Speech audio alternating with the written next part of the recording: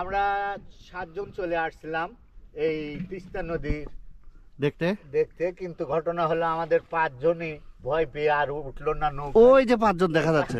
দেখা যাচ্ছে আমরা 2 জন তিস্তা নদীর মধ্যে ঢুকছি। এখন দেখা যাক, ওরা আমাদের জন্য দোয়া করতেছে যেন আমরা পানির নিচে পড়ে আবুডুবু খাই, কিন্তু আমার বিশ্বাস হচ্ছে না।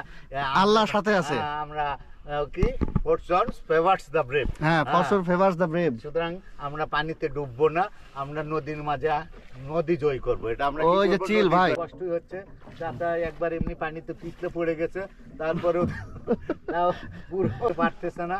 দেখা যাক কি হয়, যতদূর পারে আপ্রাণ চেষ্টা করে উঠতেছেন। দুপুর বেলা খিদাও লেগেছে, সুতরাং তার একটু নৌকা নিয়ন্ত্রণ নিয়ে নিচ্ছেন, কিন্তু মাঝে মাঝে দেখা যায় স্রোত জয় লাভ করতেছে, মাঝে মাঝে মানে একটা লাভ করতেছে। হ্যাঁ, দেখা যাক নৌকা স্রোত কিন্তু আছে, প্রচুর স্রোত, এবং ছোট নৌকা দুলতেছে।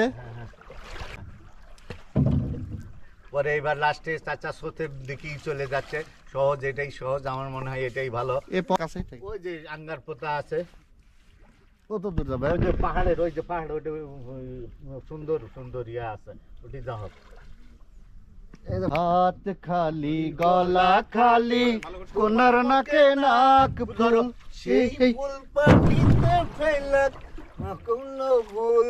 হ্যাঁ ভাই, অসুবিধা নেই। হাত খালি গলা খালি, কোনার নাকে নাক ফুল, সেই ফুল পানিতে ফেলা কন্যা করলো ভুল। কন্যা ভুল করিস না, ও কন্যা ভুল করিস না, আমি ভুল করা কন্যার লগে কথা বলবো না।